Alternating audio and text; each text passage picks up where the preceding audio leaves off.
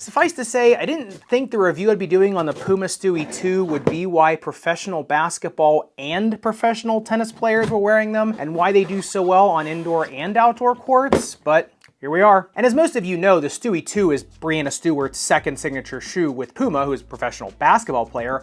However, recently, Leylah Fernandez, who is a professional tennis player on the WTA Tour, who was a previous US Open finalist, has been seen wearing the Stewie 2s on really gritty outdoor hard courts for tennis.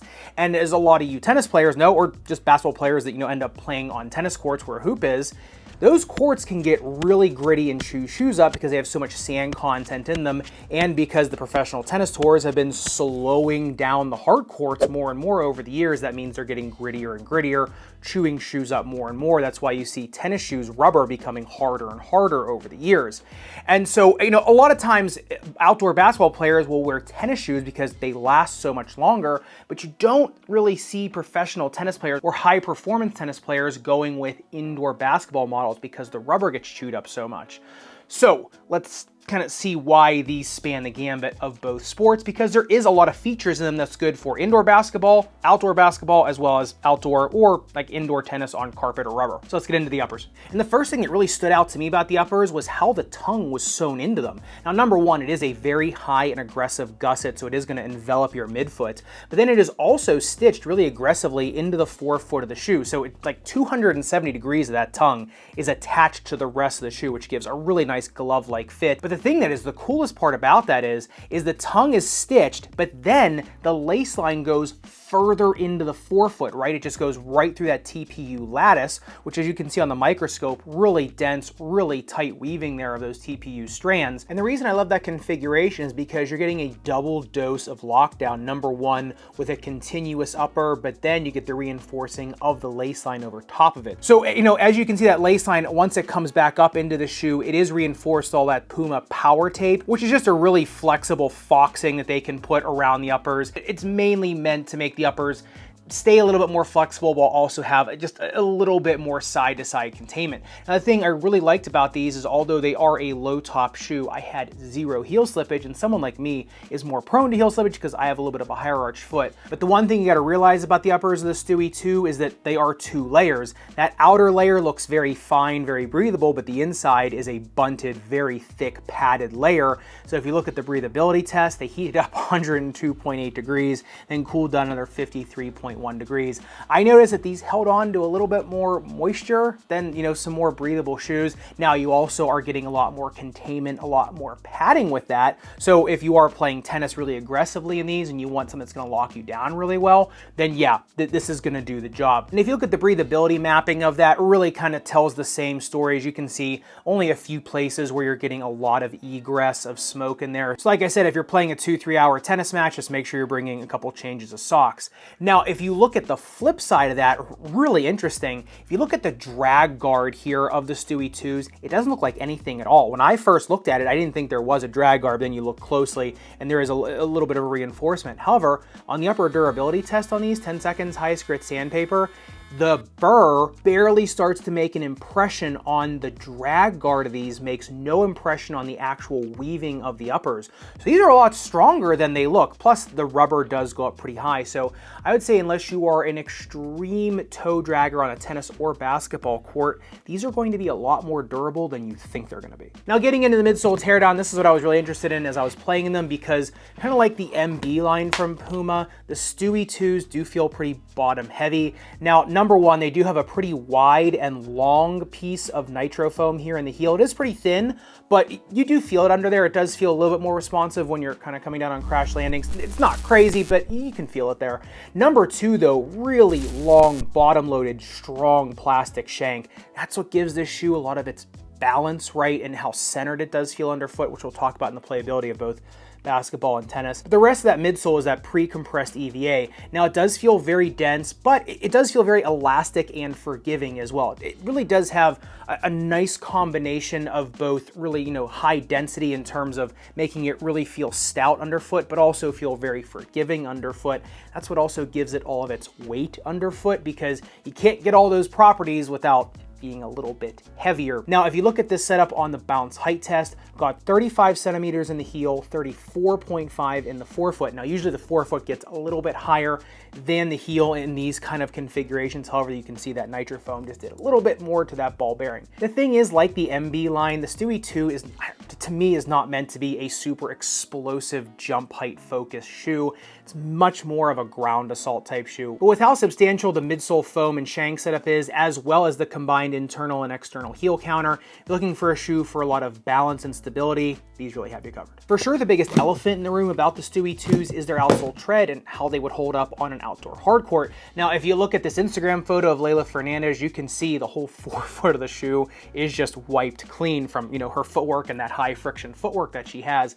However, if you look at the actual tread pattern of it, in the forefoot is kind of like a leaflet razor pattern, really tight, very narrow pattern. And then you get more into a spiral pattern here in the distal midfoot, kind of proximal forefoot, and then gives way to a linear, more like gently undulating pattern in the heel. So with all these different tread configurations, number one, the width of the tread, number two, the type of the tread going from right angles to more circular to more linear.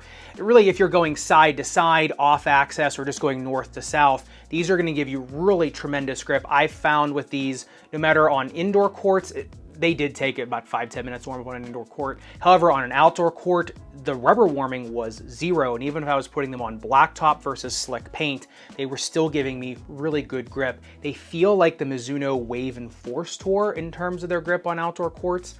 Now, that being said, the durometer is only 14. So if you are a sliding type outdoor tennis player, you're going to wear them down. Now, Leylah Fernandez went from the On Roger Pro to these, and those don't really last much longer than these anyway. So I think if you're a professional player, and if she does have a deal with Puma, I'm not sure if maybe she's developing a shoe or she just likes them. I have no idea. But if she is doing that, then obviously she can afford to get, you know, shoe after shoe after shoe.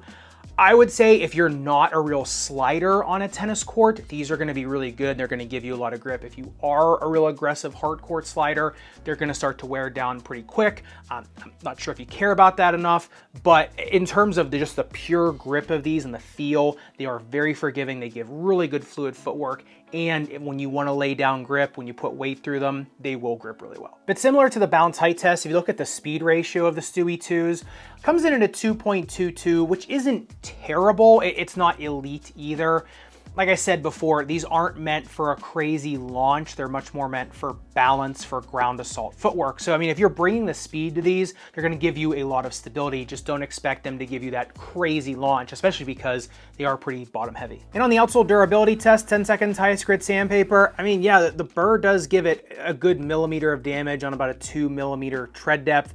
I did it in the rear foot and the forefoot just to show you that, you know, when you start wearing down the forefoot, those really tight, narrow treads do start to meld together. And that's what gives it that glassy appearance you see on Leylah's shoe. Like I said, these are not the most durable outdoor shoes out there. However, they do play well outdoors. The fit of the Stewie 2s is a little bit convoluted. Remember, these come in women's sizes. So for a men's sizing on a women's shoe, you're gonna wanna go up 1.5 size. That's your standard size. So if you really are a men's 11 like me, you get a 12.5 in women's, right? And then vice versa, if you're a woman trying to get a men's shoe, you go down. Now for these, even though Puma says these are a B width and normal men's shoes are a C width, I found these to be almost like a B+. They were not narrow for me whatsoever, even my standard size. I had no problems with width. I think it's because the uppers are just so forgiving and it is a hot dog shaped shoe, so the shape of the shoe fits more foot types. So let's say narrow, medium foot, just go true to size. 2E can go up 1/2 size. 4E, I probably, if you're gonna buy these, I really only would be trying to go up 1/2 size and break them in, just because it's gonna get to be a lot of shoe under your foot. It's gonna get to be pretty heavy under there. So if that doesn't work out, it just might be a mismatch on the shoe. And in terms of the snake bitten foot, like I said, because that foam is so dense and forgiving, yeah, there's that nitro foam in the heel that does help, and the 2 heel counters help too. But I think it's mostly the bottom loaded shank plus the really dense EVA. Really anything in the rear foot, these are gonna do really well in terms of like stopping shock on your foot, especially on outdoor outdoor courts. They're very protective. In terms of ankle sprainers, I don't think they're bad nor elite. I think kind of right down the middle. They do accept an orthotic really well. I will say if you're somebody with anterior weakness, like your anterior muscle group in the lower leg is a little weak, or you're just somebody with a little bit skinnier legs, these are going to feel a little bit more bottom heavy on you, so they might be harder to get up off the ground over and over and over again. So you better have at least decently strong legs to put these on and to use all the tools they have, because I think if you do have stronger legs, these will give you like a lot to work with. But for sure, the most important category of the Stewie 2s is their playability, both for basketball and tennis, I guess by extension pickleball too. I will say on an indoor court, once you give them 5 minutes of rubber warming, they're super forgiving shoes, right? I mean, on an indoor hardwood court plus these, your feet just don't feel like you're doing anything at all. That's just how forgiving they are. They're also just ridiculously balanced. So if you're playing on kind of uneven floors or floors with a little bit like of a slicker area, a little more dusty area, whatever, these do keep very, very good balance underfoot. So if you're someone that kind of likes to make a little more shifty moves underfoot, this is really nice. If you're someone that just needs a shoe for launch, kind of rebounding, dunking, or whatever, getting into the air, like I said, these are not your model, but for balance, they're great. Now, that does translate into tennis, because if you are someone that is moving east to west a lot on the court and just really needs a shoe to kind of for that low to the ground, more prowling, almost like baseline retriever, or even all court type game type movement.